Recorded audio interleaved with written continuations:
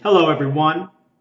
I want to take a moment today and talk with you a little bit about developing emotional intelligence.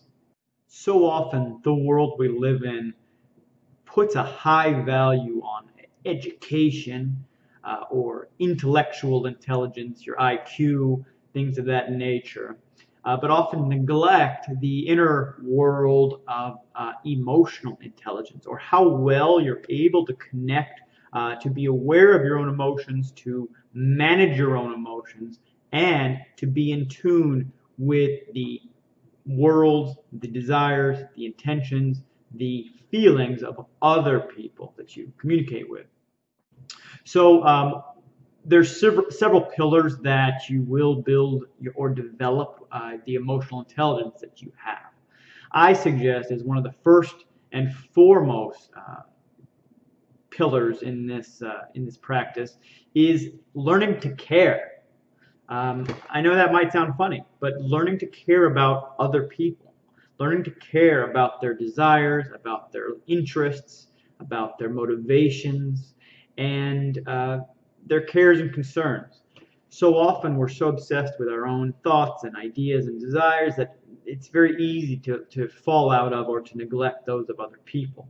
So developing that actual care for other human beings and what they need is a key pillar in all this.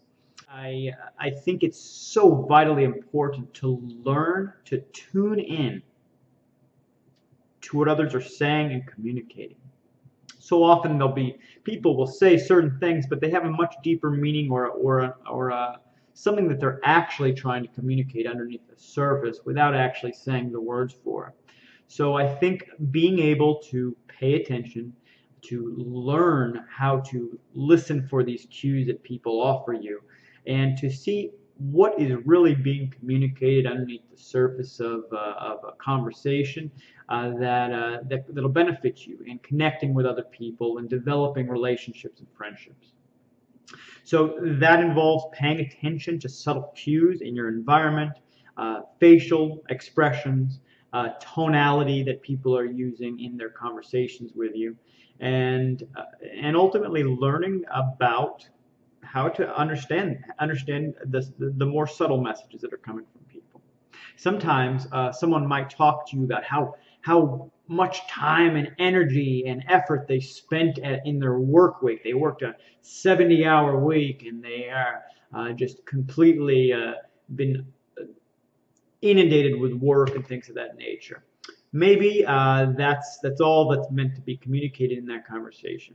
Maybe they want to talk to you about how difficult and challenging their boss is and what a taskmaster their boss is. Maybe they want to talk to you and communicate that they're a hard worker and a diligent worker. Maybe they want to talk to you about how time has been very limited for them and to focus on other areas. But there's usually and often a more subtle message that's coming through with people whenever when words are coming from them and out of their mouth. So learning to tune into that is going to be a great, powerful skill for you to have. Another part of emotional intelligence is learning to be aware of and to manage one's own emotions. Sometimes in this world, it's so easy to get caught up and not even recognize what we're feeling, wanting, desiring. Obviously, paying attention is going to be a key point in this. I suggest and encourage you to develop or to begin or to develop or to further your meditation practice. That meditation, that taking quiet time with yourself, will allow the thoughts and feelings and desires to kind of bubble up to the surface.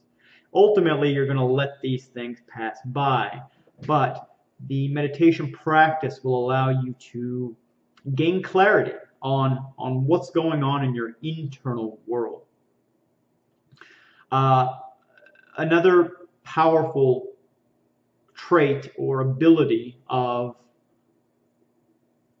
people with a high level of emotional intelligence is that not only are they aware of what emotions and feelings that they and others have, but they know how to manage the emotions of themselves. They know how to manage their own emotions. And what that often involves is learning how to direct one's focus to manage the emotions and direct them, to harness them as one would ideally. Once you have enough practice and gain clarity on the and insights into your own self, your own desires, your own emotions, and what you're often feeling, once you develop and practice the ability to manage your emotions and direct your focus so you can manage your emotions,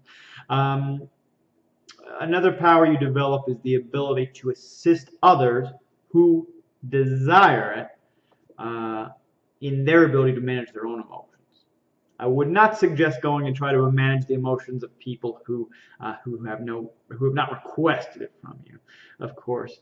But when your friend or loved one comes to you and would like some counsel or like some advice in how to handle a specific situation in their life or how to get out of a funky feeling that they've been having, your ability to manage your focus and emotions will often translate in your ability to help counsel them to a better place, a higher consciousness, and ultimately a happier life. So that being said, I just came here today to offer you a few suggestions and ways of developing that emotional intelligence so you can enjoy yourself and enjoy your life and develop deeper connections with people around you in your work, in your personal life, with your friends, family, and loved ones.